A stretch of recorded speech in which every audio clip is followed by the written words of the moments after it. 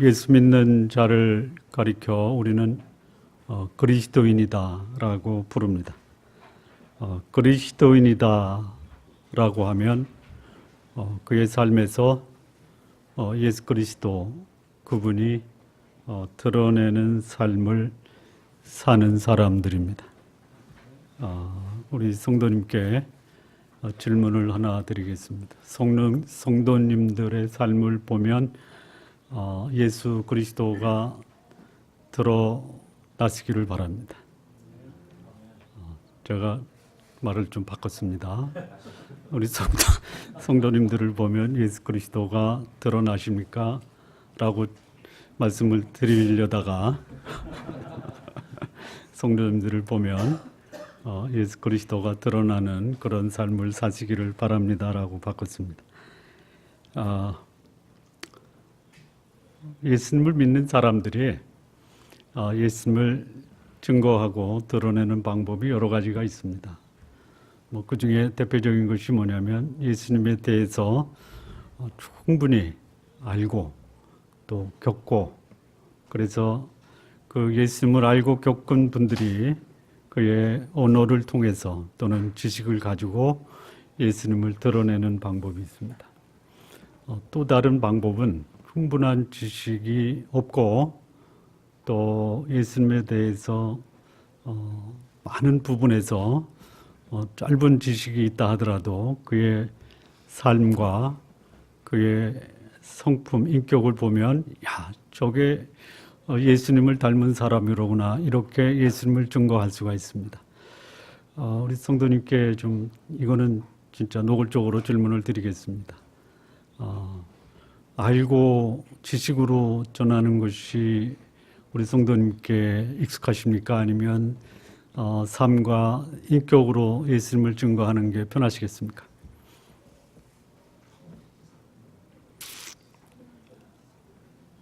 아는 거는 없어도 삶으로 보여줄 수는 있다. 아니면 삶으로는 못 보여줘도 말로 나는 증거할 수 있다. 어느 게 더 우리 성도님께 선택한다라고 하면 어떤 거를 선택하시겠습니까? 1번은 뭐냐? 말보다는 삶으로. 2번은 삶보다는 말로. 어떤 게 우리 성도님께 편하시겠습니까? 자, 1번이라고 하시는 분 한번. 1번이 뭔지 아시죠? 예? 자, 2번. 예. 앞으로는 우리 성도님들이 두 가지 다로, 말과 삶으로 이렇게 드러내시기를 바랍니다. 자, 그리스도인이 됐는데 그 사람을 보면 전혀 그리스도가 드러나지를 않습니다. 그리고 드러나는 게 있다면 그 사람이 드러나는 거예요. 그러니까 예수 그리스도를 믿는데 누가 내 삶에서 드러나느냐? 내가 드러나느냐? 아니면 그리스도가 드러나느냐?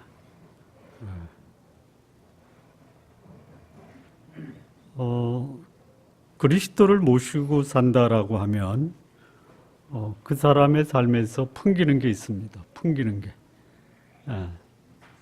누가 풍겨야 되느냐?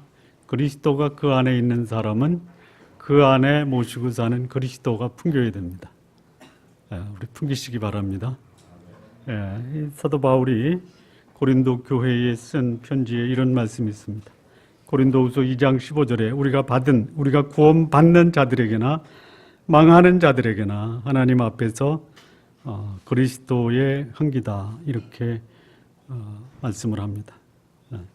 우리는, 저와 여러분은 구원받는 자에게나 망하는 자에게 공히 하나님 앞에서 그리스도의 향기를 품으면서 살아야 되는 사람이다, 이렇게 권면을 합니다. 그러니까 구원받는 성도들 교제 속에서도 예수 그리스도가 드러나고, 또 구원받지 못하고 하나님 없이 살아가는 사람들에게도 적어도 그리스도인은 그리스도를 향기로 드러내야 됩니다. 이런 증거를 받으셨으면 좋겠습니다. 나 지금까지 사람들 속에서 사람 냄새 맡고 살다가 당신을 만난 이후에 이 향기가 무엇인지 모르지만 당신 속에 아름다운 향기가 있는 것을 맡게 되었습니다. 라는 증거를 다 받으시기 바랍니다. 아멘 하신 분들은 꼭 그렇게 될 줄로 믿습니다. 예. 자, 그리스도인의 삶에서 그리스도의 향기가 아니라 하나님 없이 그리스도 없이 살아가는 사람들의 세상 냄새가 난다. 또는 인간의 욕망의 냄새가 난다. 예. 그러면 우리 스스로를 진지하게 진단해 볼 필요가 있습니다. 여러분 옆에 분이 입에서 냄새가 나면 병원에 가라 그러죠. 예. 그래서 예. 자, 그리스도를 만나는 사람, 그리고 그를 만난 그리스도인들은 내가 만나는 사람이 누구든지 간에 그에게 나를 구원하시고 나에게 영생을 주신 예수 그리스도, 그 예수 그리스도를 증거하는 그 삶이 소위 자연스럽게 몸에서 배워나야 된다라는 말씀입니다.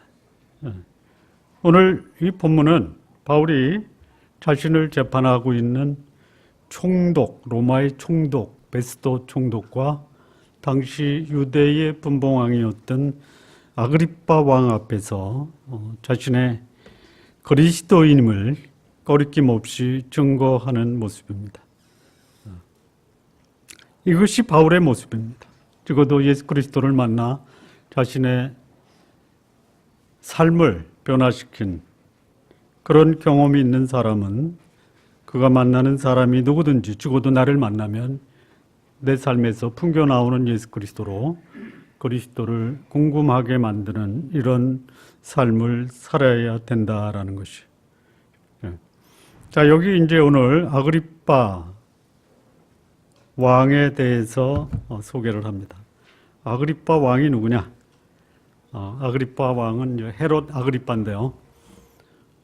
예수님 당시에 예수님이 출생할 때 예수님을 살해하려고 했던 헤롯 대왕이 있습니다. 그 헤롯 대왕의 증손자입니다. 증손자. 몇 대죠? 4대인가요? 아버지, 아들, 손자, 증손자. 4대입니다. 4대. 이 헤롯 가문의 전통이 있습니다. 전통. 혹시 뭔지 아십니까? 헤롯 가문의 전통, 또 문화. 전통과 문화는 거의 마지막 단계에서 그 사람이 살아가는 삶의 모습으로 인해서 굳어진 그 형태가 개인적으로 말하면 그 사람의 삶의 양식이고 가정이나 사회로 보면 전통과 문화라고 하는 건데요. 이 헤롯 집안의 전통과 문화가 뭡니까? 첫째는 뭐냐면 아주 집요할 정도로 권력 집착형이다. 그래서 할 수만 있다면 권력을 위해서는 수단과 방법을 가리지 않았습니다. 당시에 세계를 지배하고 있던 나라는 로마입니다. 그래서 이 헤롯 집안은 당시에 로마의 왕족들과 귀족들과 교류를 하면서 유대의 각 지역을 다스리는 분봉왕의 직위를 받아낸 가문입니다. 본래 이 헤롯 집안은 유대인이 아니고 에돔 사람입니다. 에돔, 이두메 사람입니다. 그래서 그 집안은 그야말로 이 집안 전체가 권력에 집중했던 사람입니다. 또 하나 있습니다. 그 집안에 내려오는 아주 그 수치스러운 전통이 있는데 이게 뭐냐면 성적인 부도덕입니다. 성적인 부도덕. 그러니까 뭐 권력을 얻었으니까 당연히 그런 물질적 풍요는 누립니다. 그래서 하나님이 주신 축복을 소위 제2의 수단으로 사용한 집안입니다. 하나님이 주신 축복이 뭐냐? 생육하고 번성하는 결혼의 축복입니다. 땅을 다스리고 정복하는 권력의 지배입니다. 그리고 땅에 있는 모든 것을 다 누릴 수 있는 물질적 축복을 요 헤롯 가문은 고스란히 누렸을 때 거기에 무엇을 덧칠했느냐? 죄를 덧칠한 집안입니다. 전에도 이 헤롯 집안에 대해서 잠잠히 소개를 드렸는데요. 오늘 이 아그리빠 왕이 나왔으니 이 아그리빠 집안에 대해서도 한번 좀 말씀을 드리겠습니다. 이 아그리빠 여기 왕은 아그리빠 2세입니다. 2세가 있다라는 것은 1세도 있다라는 거죠. 이 1세는 누구냐면 헤롯 아그리빠 1세는 누구냐면 예수님이 승천하시고 제자들이 예루살렘을 통해서 복음을 전할 때 상당한 유대인들이 복음에 들어옵니다. 그때 그것을 시기하고 또 그 복음 증거되는 것을 받게 했던 유대인들, 유대의 지도자들, 이 헤롯 아그리빠가 굉장히 정치적 판단이 빠른 사람입니다. 유대인들이 좋아하는 것을 보고 그들의 마음을 얻기 위해서 예수님의 제자 중에 한 사람을 참수했던 그 헤롯이 누구냐? 헤롯 아그리빠 1세입니다. 그의 아들, 오늘 본문에 나오는 헤롯 아그리빠 2세입니다. 전에 그 세례 요한을 참수했던 헤롯은 누구냐? 갈릴리 분봉왕이었던 헤롯 안티파트로스라고 하는 사람입니다. 그래서 정치적 목적을 위해서는 죄 없는 사람을 죽이는 데 익숙했던 사람, 그의 할아버지 헤롯 대왕으로부터 그런 가문의 전통이 내려오고 있습니다. 저는 이것은 믿지 않습니다. 가계에 흐르는 저주는 믿지 않습니다. 그러나 그 가계에 흐르는 전통은 믿습니다. 소위 영향력이라는 것은 대단히 큰 위력을 가지고 있다라는 것이. 자, 여기 헤롯 아그리빠 2세입니다. 이 헤롯 아그리빠 2세, 요 2세의 아내가 누구냐면 이 성경 본문에 나오는데요. 버니게라고 하는 사람입니다. 버니게. 근데 이 버니게는 누구냐면 본래 헤롯 아그리빠 1세의 형제인 헤롯 칼키스라고 하는 그 사람의 아내입니다. 그런데 이 버니게는 누구냐? 헤롯 아그리빠 2세와의 남매 사이입니다. 그러니까 헤롯 아그리빠 1세의 딸입니다. 헤롯 아그리빠 1세의 딸 버니게가 자기의 삼촌과 결혼한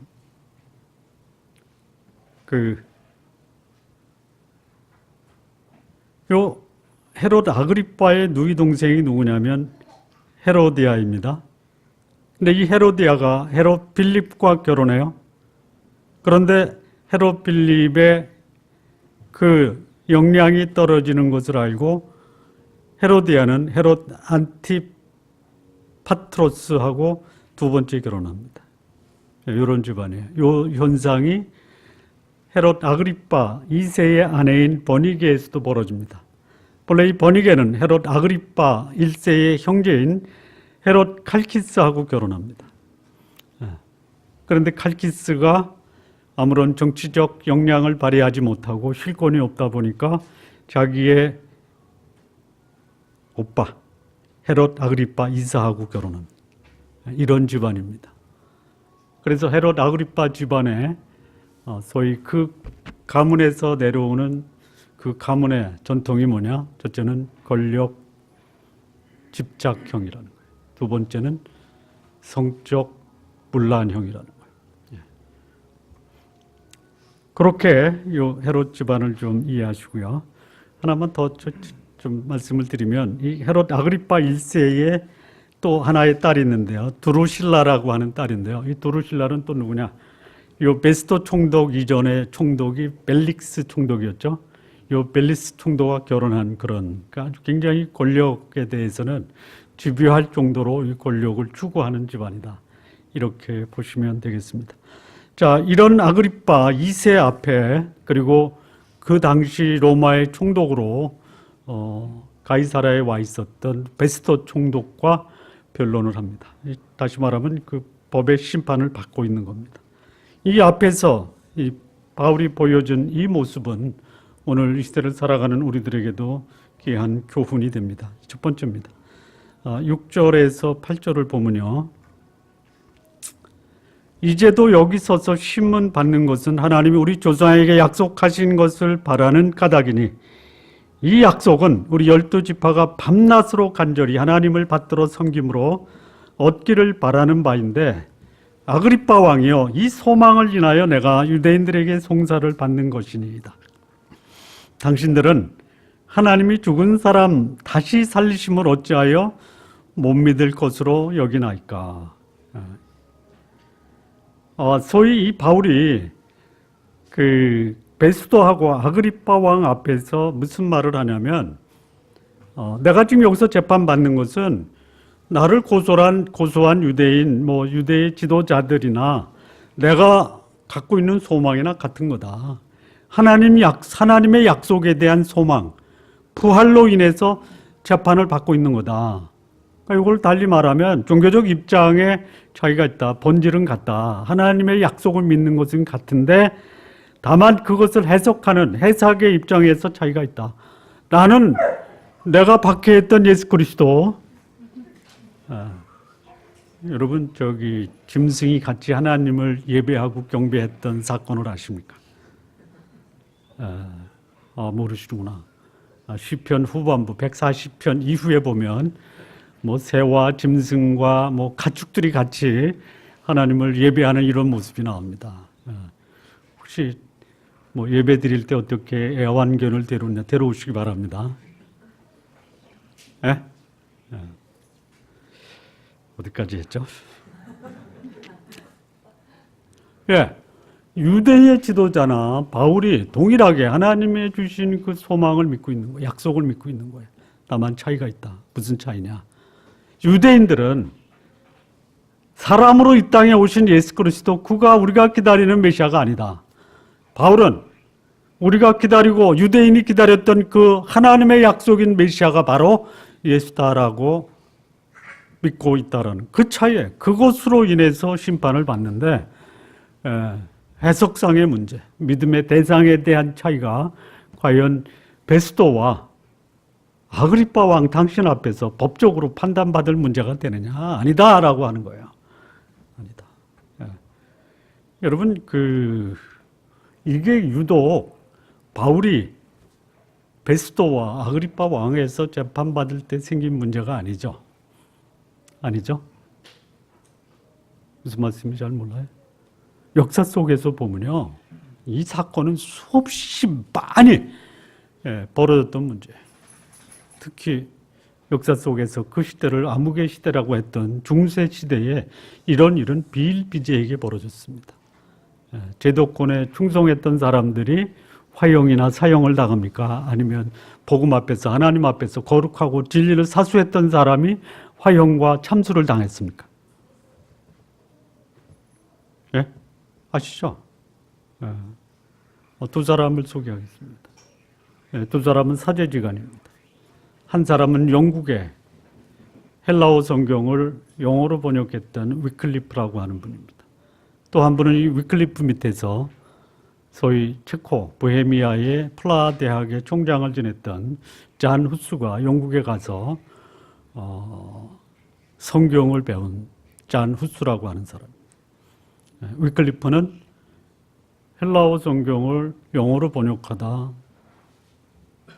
화형을 당합니다.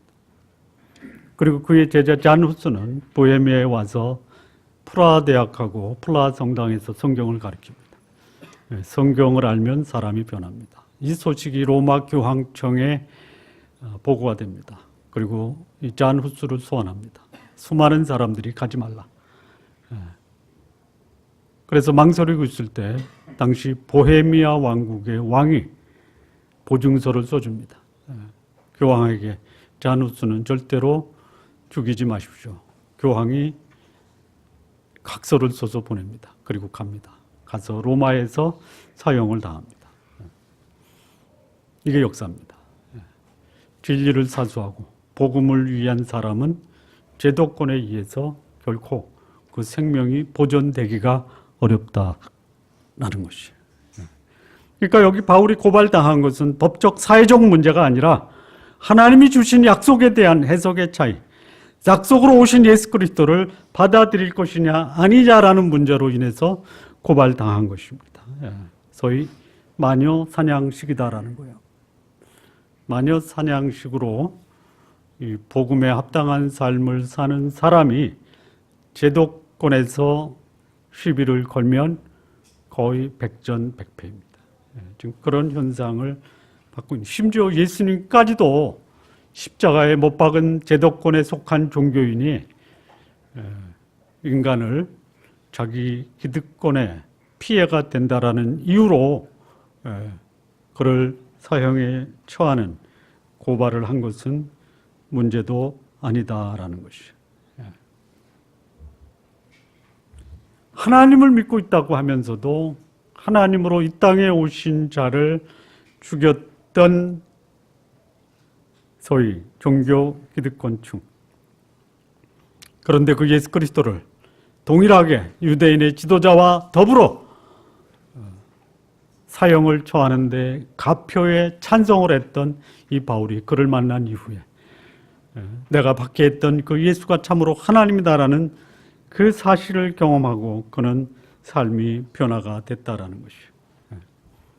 여러분, 좋은 문화와 전통은 잘 보존하고 지켜야 됩니다. 그런데 그 문화와 전통을 자신의 기득권, 탐욕, 욕망을 위한 수단으로 사용한다면 그 사람의 인생은 결국 그의 삶의 근거는 이 땅에 살아있는 목숨이 부지하고 있는 그 기간만 유지된다라는 것이에요. 우리가 믿고 있는 예수 그리스도, 그분이 누구냐? 그분을 먼저 확실하게 아시기 바랍니다. 내가 예수를 위해 살 것이냐보다 더 중요한 것은 뭐냐? 예수 그리스도, 그분이 누구냐라는 것을 먼저 확실하게 아는 것, 이것이 필요하다라는 것이에요. 예수 그리스도에 대한 바른 지식, 그 신앙의 대상에 대한 바른 이해가 그 이후에 내가 어떻게 사는 삶을 결정하는 결정적 요인이 된다라는 것이에요. 그러니까 바울이 아그리파 왕에서 자신이 송사당하는, 재판받는 이유가 뭐냐? 사회적 범죄 또는 종교적 범죄가 아니라 하나님의 약속에 대한 해석의 차이다. 같은 유대인으로서 같은 하나님께 대한 약속을 소망으로 살고 있는데 그 소망을 나는 예수 그리스도에게서 발견했다.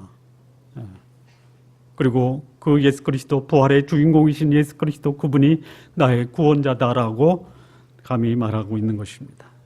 적어도 신앙인이다, 예수 그리스도를 만난 사람이라면 그것으로 인해서 불이익을 당할 수도 있습니다. 그러나 불이익을 당한다라는 것보다 더 중요한 것은 뭐냐? 그분이 내 생명의 구원자다, 나의 영생의 소망이다, 나에게 부활을 주시는 진정한 내 믿음의 대상이다라고 확신하는 것이 훨씬 더 중요하다라는 것이에요. 적어도 신앙이다라고 하면 내가 신앙에 대해서, 내가 신앙하는 그 대상에 대해서 확실한 이해와 확신을 가지고 있어야 되고, 그리고 그것이 분명하다면 내가 만나는 사람들, 그가 누구든지 상관없이 예수 그리스도를 증거할 수 있는 용기와 그리고 준비된 삶을 살아야 된다라는 것, 아그리파 왕 앞에서 바울이 보여준 첫 번째 교훈입니다. 두 번째입니다. 자, 이 두 번째는 뭐냐면요, 14절에서 18절인데 우리가 다 땅에 엎드러짐에, 이거는 바울이 예수 그리스도를 만난 순간을 다시 아그리파 왕과 베스도 총독 앞에서 간증하는 겁니다. 우리가 다 땅에 엎드러짐에 내가 소리를 들으니 히브리 방언으로 이르되 사울아 사울아 내가 어찌하여 나를 핍박하느냐, 가시채를 뒷발질하기가 내게 고생이니라. 내가 대답하되 주여 니시니까 주께서 가라사대 나는 내가 핍박하는 예수라. 일어나 내 발로 서라. 내가 내게 나타난 것은 곧 내가 나를 본 일과 장차 내가 내게 나타날 일에 너로 사한과 증인을 삼으려 함이니 이스라엘과 이방인들에게서 내가 너를 구원하여 저희에게 보내어 그 눈을 뜨게 하여 어두움에서 빛으로 사단의 권세에서 하나님께로 돌아가게 하고 제사함과 나를 믿어 거룩게 된 무리 가운데서 기업을 얻게 하리라 하더이다. 이 왕과 총독 앞에서 바울은 자신이 만난 예수, 그 예수 그리스도를 증거하는 것을 자신의 사명이다라고 증언하고 있는 것입니다.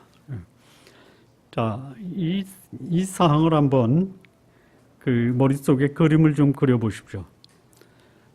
재판장 위에 앉은 사람은 베스토와 아그리파 왕입니다. 그리고 밑에 피고석에 앉은 사람은 누구냐? 바울입니다. 바울이 올려다보고 베스토와 아그리파가 내려다보는 겁니다. 그리고 이것은 재판정입니다. 재판정. 소위 재판관과 제수의 입장입니다. 상황이 그렇다라는 거예요. 상황이. 그러면 재판의 판결을 기다리고 있는 제수의 입장은 뭡니까? 무슨 판결이 날까? 그거에 대해서 조마조마하죠. 또 바울을 위해서 기도하고 있는 당시에 예루살렘의 성도들, 또 바울이 재판정에 섰다라고 하는 소식을 들은 그동안 바울의 복음을 들었던 수많은 사람들이 바울을 위해서 가슴 조이며 기도하고 있겠죠. 그게 물리적 현상입니다. 자, 그런데 이 내용을 보세요. 이 내용을 보면요, 이 주객이 전도된 기분이에요. 오히려 바울이 재판정에 앉아있는 베스토 총독과 아그리파 왕을 향해서 감히 자신에게 나타났던 하나님의 역사를 증언하고 있죠. 예? 그렇죠? 예. 이런 모습이 베스토 앞에 선 바울의 모습입니다. 예. 재판과 신문을 받기 위해서 결박돼서 총독 앞에 선 바울이에요. 그런데 이 분위기를 보면 바울이 총독과 아그리파 왕을 압도하고 있다는 것이. 우리가 전에 25장에서 봤죠. 베스토가 이 바울을 재판하고 나서 최종적으로 결론 내린 게 뭐예요? 무죄다. 그런데 그때 이 바울이 상소를 합니다. 상소. 무슨 상소를 하냐면, 나는 이 재판이 여기서 끝나는 것이 아니라 당신이 유대 총독으로 나를 재판하니 이후에 재판할 수 있는 그 상소를 로마의 황제 가이사에게 하겠다. 이렇게 상소를 합니다. 전혀 총독 앞에서 꺼리끼지 않고 당당하게 그렇게 자신을 재판하는 사람에게 복음과 예수 그리스도에 대한 그 증거를 하고 있다라는 것이죠. 이게 바울의 모습입니다. 예수 그리스도와 그를 믿는 자를 받게 했던 바울의 증거예요. 바울이 과거에 어떤 삶을 살았다라는 거 여기 아그리파나 베스토도 들어서 알았을 것이다 생각이 됩니다. 그런데 그 인생을 송두리째 바꿨다 이거예요. 그것이 뭐냐? 예수 그리스도의 부활, 어둠에서 빛으로 바꾸고 사단의 권세에서 하나님께로 돌아오게 했던 이 바울의 경험이 그를 예수 그리스도를 증거하는 소위 총독과 왕 앞에서도 거리끼지 않고 예수 그리스도를 증거하는 바울의 모습입니다.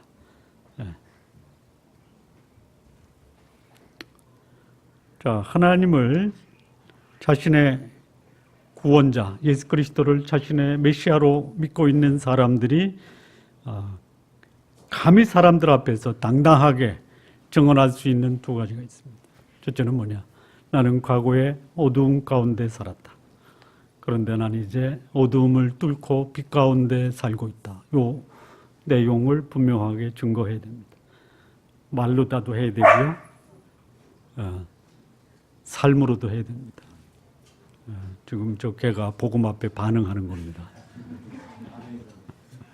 예? 아멘이라고 아멘.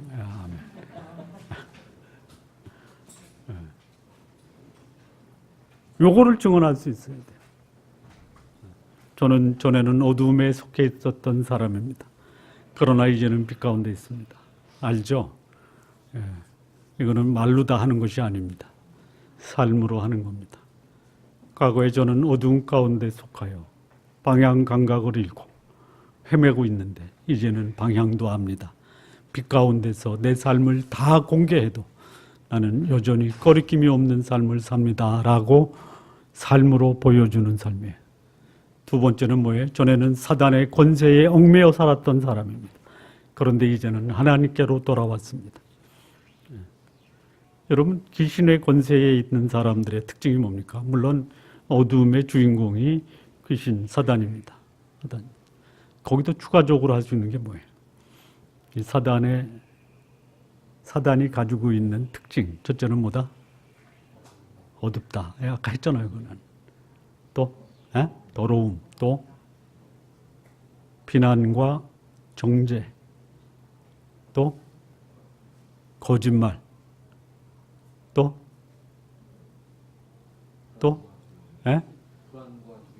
불안과 두려움. 또 하나 특징이 뭐냐면 고성방가.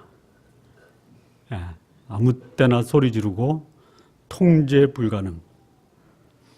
요게 사단의 권세에 묶여 있는 사람이에요. 전에 바울이나 그렇게 살았다라는 거예요. 더럽게 살았다. 통제 불가능했다. 말도 안 되는 소리를 가지고 마치 그것을 진리처럼 소리쳤던 사람이다. 그런데 이제는 하나님 앞에 돌아왔다. 하나님 앞에 돌아온 사람들의 특징이 뭡니까? 반대예요. 빛 가운데 있습니다. 깨끗합니다. 아름다운 말을 전합니다. 그리고 온유합니다. 삶의 방향과 목적이 분명합니다. 이거를 지금 증거하고 있는 거예요. 이거를. 그리고 그 바울의 증언이 야, 어떻게 내 앞에 쓴 죄인이 나에게 이런 충격적인 말을 할까? 놀라는 거예요. 놀라요. 여러분, 사회적인 지위나 뭐 재정적인 상태를 가지고 세상의 권력자 앞에서 주눅드는 그런 모습보다는 오히려 복음 앞에 자신이 헌신한다라는 그런 헌신의 모습을 오히려 권력과 재력과 그리고 삶의 쾌락을 즐길 수 아는 그런 사람에게 감히 도전을 하고 그들을 놀래킬 수 있는 사람이 누구냐? 예수 그리스도께 사로잡힌 사람입니다. 세상을 놀라게 하는 사람, 복음으로 인해서 당당하게 복음을 위해 자신의 인생을 드릴 수 있는 사람은 세상을 놀래키며 살아갈 수가 있다라는 것이. 여기 몇 가지 증거가 나오는데요. 24절을 보시면요. 바울이 이같이 변명하며 베스도가 크게 소리하여 가로되 바울아 내가 미쳤도다. 내 많은 학문이 너를 미치게 한다 하니 바울이 가로되 베스도 가까이여 내가 미친 것이 아니요 참되고 정신 차린 말을 하나이다. 자, 요 바울과 베스도의 대화를 보면요. 베스도는 지금 뭐 하고 있습니까? 베스도는 뭐 하고 있어요? 이런 말을 하는 거, 그러니까 조금 좀 이해해 주십시오. 바울이 저기 이렇게 증거를 하니까 베스도가 이 재판장 위에서 바울을 향해서 뭐라고 소리치는 거예요? 그렇게 치는 거예요. 우리 저기 안기영 집사는 정신을 차렸기 때문에 소리를 적게 하는데요. 이 베스도는 이 재판장 위에서 이 미친놈 같으니라고 이렇게 얘기하는 거예요. 자, 그랬더니 바울이 뭐라고 그래요? 저는 미친 사람이 아닙니다. 아주 정신이 멀쩡합니다. 이렇게. 자, 요 두 사람의 대화를 보면 그냥 상식적으로 그 재판장의 재판을 지켜보고 있는 사람들이 볼 때 누가 이겼다? 바울이, 왜요? 왜 바울이 이긴 거예요? 어떻게 하면 지는 거다? 흥분하면 지는 거다.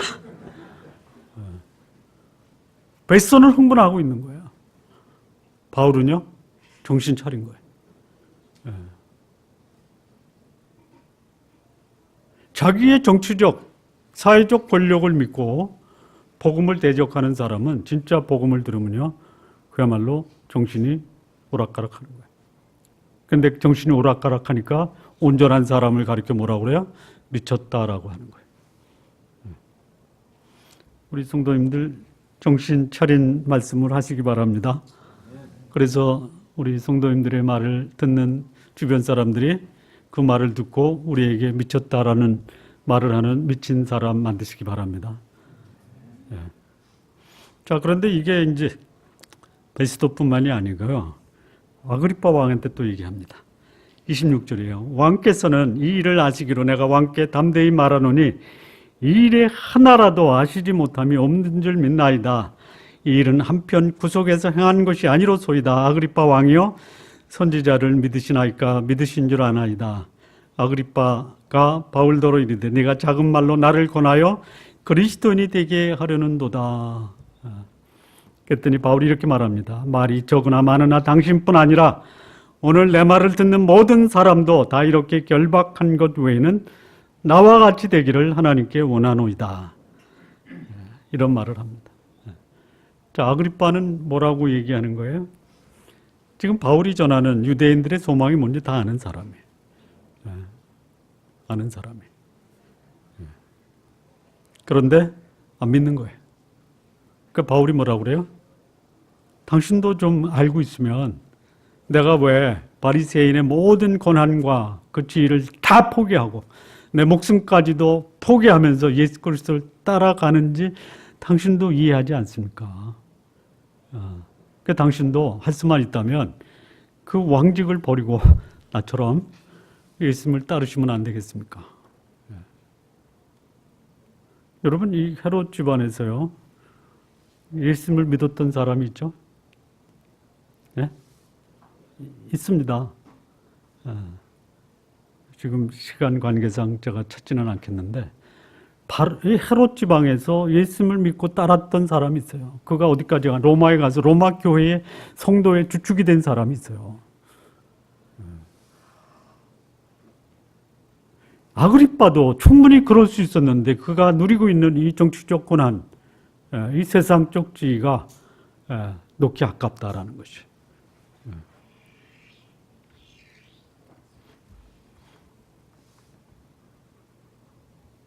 자, 세 번째입니다. 이 아그리빠 왕 앞에서는 이 바울의 모습, 세 번째를 보면요,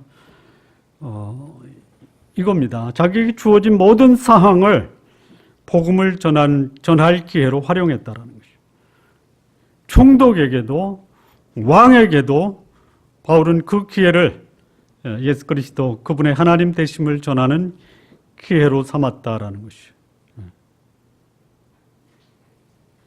복음 전하는 사람, 예수 그리스도를 믿는 사람, 가지고 있는 것이 귀하다면 이거보다 귀하지 않는 것을 갖고 있는 사람 볼 때는 어떻게 보셔야 됩니까? 내가 가지고 있는 것에 대한 자부심과 긍지를 가지고 이것을 다른 사람에게 나눠줘야 되겠다라는 이런 삶을 살아야 됩니다. 그러니까 내가 가지고 있는 것에 대한 가치를 모른다. 그런데 내가 추구하고 있는 이 가치가 다른 사람이 가지고 있다. 내가 가지고 있는 것이 저 사람이 가지고 있는 것보다 훨씬 가치가 있는데 저 사람이 가지고 있는 거 내가 갖지 못했다라고 내가 가지고 있는 가치는 외면하고 저 사람을 부러워하는 것은 이거는 우리 그리스도인들이 심각하게 자기 자신을 반성하고 성찰해야 될 그런 상황입니다.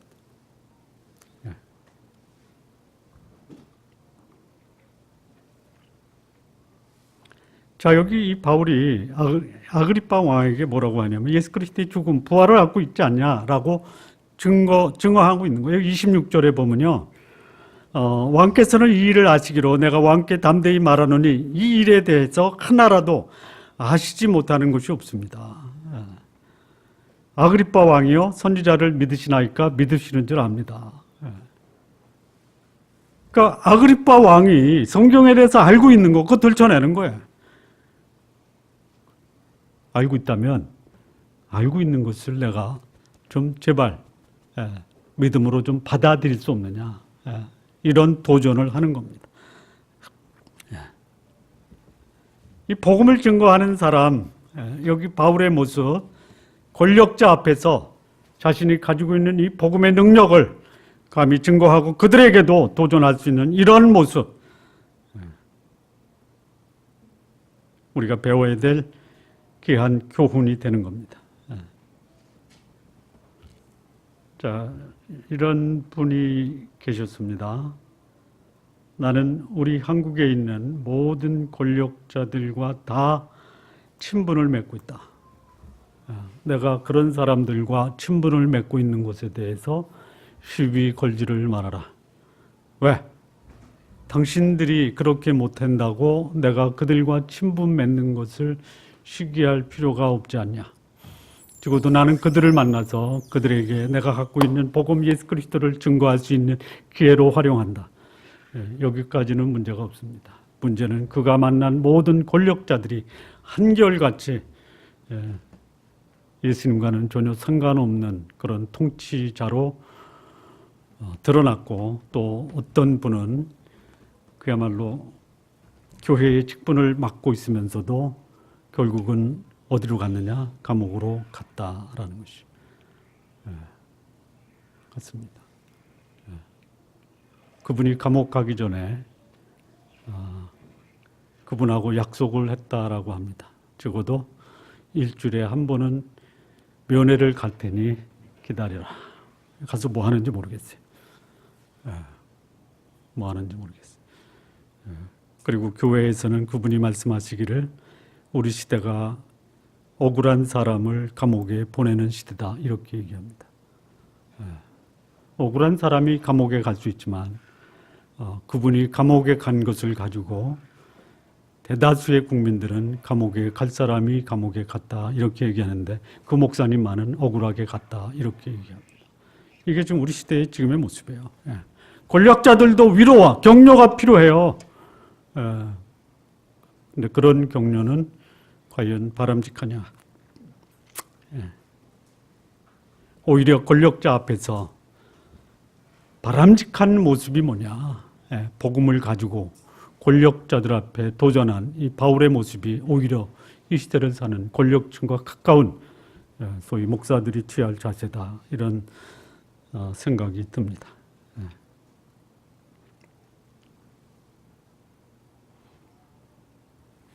자,